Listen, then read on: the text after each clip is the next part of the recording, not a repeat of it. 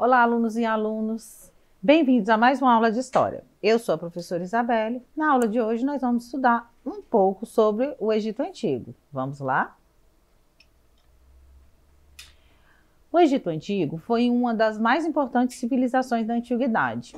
A vida egípcia estava regulada pelas cheias do rio Nilo. Quando as águas voltavam ao leito normal, deixavam o solo recoberto com um limo que fertilizava a terra para a agricultura.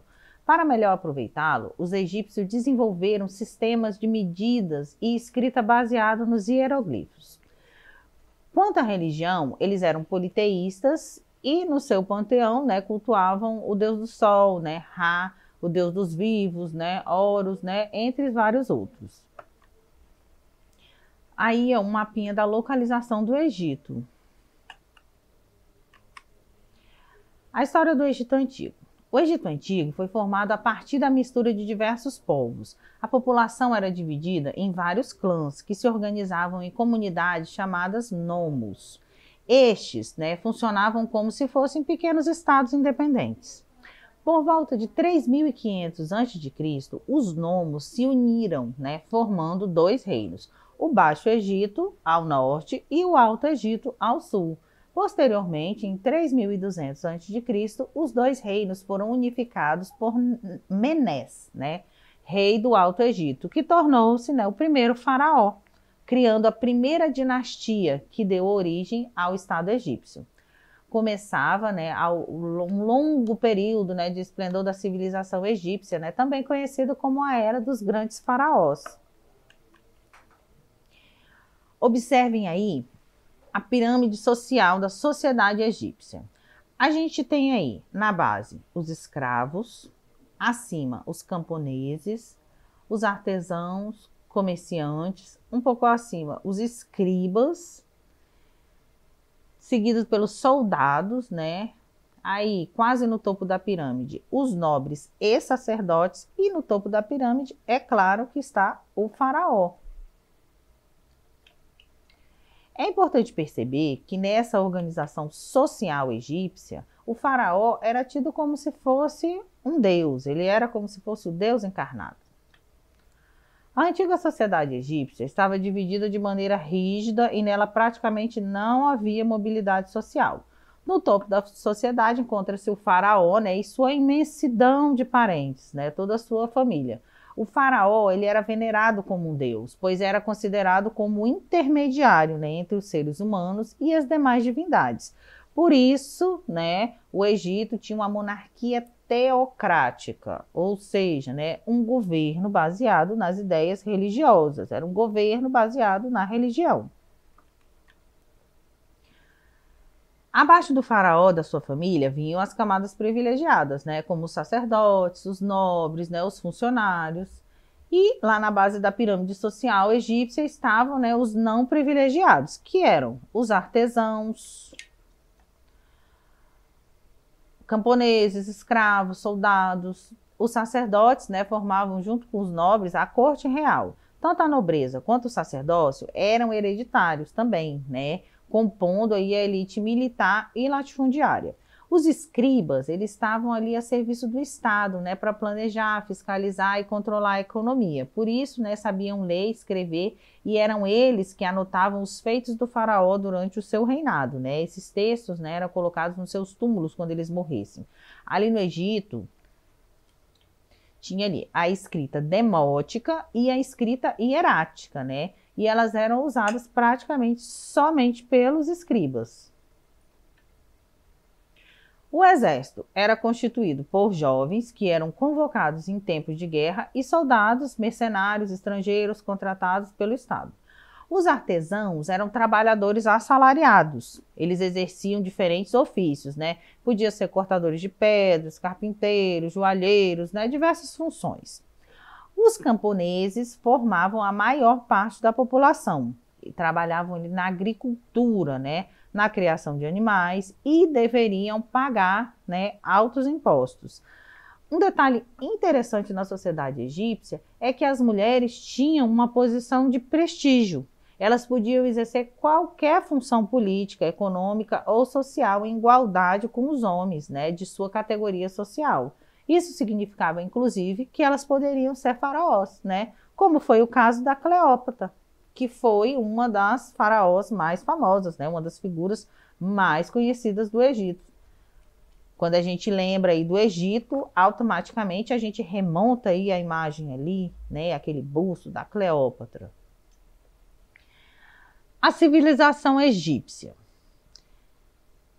foi extremamente sofisticada, né, e suas marcas estão entre nós até a atualidade. Os egípcios, como todos os povos da antiguidade, eles eram ótimos astrônomos e, observando ali a trajetória do Sol, dividiram o calendário em 365 dias e um dia em 24 horas, que é usado até hoje, né, pela maioria dos povos ocidentais. Na medicina, os egípcios escreveram vários tratados, né, sobre remédios para a cura de doenças, cirurgias, descrições do funcionamento dos órgãos. Também existiam, né, os médicos especialistas e seus ajudantes, né, equivalente aos atuais enfermeiros. Na escrita, né, a sociedade egípcia desenvolveu a escrita pelos hieróglifos, né, e estes eram figuras, né, de animais, partes do corpo ou objetos do cotidiano que era utilizado para registrar a história, né, os textos religiosos, a economia do reino, a contabilidade, etc. A religião no Antigo Egito. Eles eram politeístas, acreditavam na vida após a morte e acreditavam no uso do corpo terreno lá no mundo pós-morte, né? E por esse motivo, né, que justifica o processo de mumificação dos mortos, né? Eles acreditavam na reencarnação dos mortos e acreditavam que fosse necessário que esse corpo tivesse intacto para que eles fizessem a passagem. Inclusive, né, eles acreditavam na questão de você levar os seus tesouros terrenos, né? Por isso que o faraó, né, quando ele morria, ele era mumificado, né, com todos os seus adornos e basicamente, praticamente toda a sua fortuna, todos os seus tesouros, né, todos os seus artefatos reais eram enterrados lá, sepultados junto com ele. A cultura egípcia, né? A pintura representava cenas familiares, né, do cotidiano do reino, né, como procissões, nascimento, morte, mas também, né, o cultivo, a colheita, né. E hoje, né, essas pinturas elas permitem que a gente reconstrua ali o dia a dia dos egípcios. A escultura egípcia, né, ela já era de grande porte e retratava, né, as esfinges, né, que eram as criaturas fantásticas, né, deuses, faraós, né. Merece atenção as obras de pequeno tamanho, né, como sarcófagos de pedra ou madeira, né, dos quais os artesãos, né, os artífices, procuravam reproduzir as feições do morto, para ajudar a alma a encontrar o corpo. Alguns, inclusive, chegavam, né, a incrustar pupilas, né, de cristal nos olhos, né, de tão bem feita que era essa arte. A economia, né, o rio Nilo era responsável por mover a economia. Após as cheias, né, quando a terra estava fértil, né, plantava o trigo, cevada, frutas, legumes, né, o linho, o papiro, né, o algodão. E de igual maneira o Nilo servia para a pesca, né, garantia ali também a unidade política do Antigo Egito, porque ele era uma via, né, utilizada para comunicar, né, os dois pontos do território, o sul, né, o norte. E para melhor aproveitar, né, o rendimento ali do terreno, os egípcios desenvolveram, né, sistema de medidas, contagem, né, afinal os impostos eles eram pagos, né, conforme o tamanho da área cultivada e era preciso anotar, né, com exatidão essas quantidades, né, cobradas. A terra pertencia ao faraó e os camponeses eram obrigados a dar parte dessa produção para o Estado, em troca, né, do direito de cultivar o solo. No entanto, né, a construção de diques, né, reservatórios, canais, né, irrigação, tudo isso, né, era tarefa do Estado, que empregava, né, tanto a mão de obra livre quanto a mão de obra escrava. Então, o Estado egípcio, né, fazia aí grandes obras, né, públicas, né, para a melhoria, né, principalmente da colheita. A mitologia egípcia, né, havia várias cosmogonias, né, as principais cidades tinham sua própria forma, né, de contar a origem, né, do seu universo, né, seu próprio mito fundador, né, dos deuses egípcios. A origem do universo, segundo eles, era a água, né, era primordial, né, inerte, né, eles eram inertes ao caos, né, chamado Num, né, que era ali o líquido cosmo, né, de origem do universo. A cidade de Heliópolis, né, o mito está relacionado, né, com o deus Atum, né, e os egiptólogos consideram 3 principais fontes, né, para conhecer a mitologia egípcia da antiguidade, que são os textos, né, nas paredes das pirâmides, os textos nos sarcófagos e o livro dos mortos. Então, o Egito Antigo, né, bem fascinante, né, carrega, né, muitos anos de história, e é importante dizer que foi muito saqueado, né, vários artefatos egípcios ali do Antigo Egito foram saqueados por povos, né, ali ao seu redor, né, pesquisadores, né, internacionais, e só depois de muito tempo, né, que foram preservados ali os tesouros, né, contidos no Egito. Vamos estudar um pouco do que nós aprendemos na aula de hoje. Sobre a organização política do Egito Antigo, é correto afirmar que, letra A, o faraó ocupava o topo da hierarquia social e seu sistema de governo era o laico. Letra B, o faraó ocupava o topo da hierarquia social e seu governo era compartilhado com sacerdotes e nobres. Letra C, os escribas ocupavam o topo da hierarquia social e seu governo era compartilhado com sacerdotes e nobres. Letra D, os escribas ocupavam o topo da hierarquia social e seu sistema de governo era o laico. Ou letra E, o faraó ocupava o topo da hierarquia social e o seu sistema de governo era o teocrático.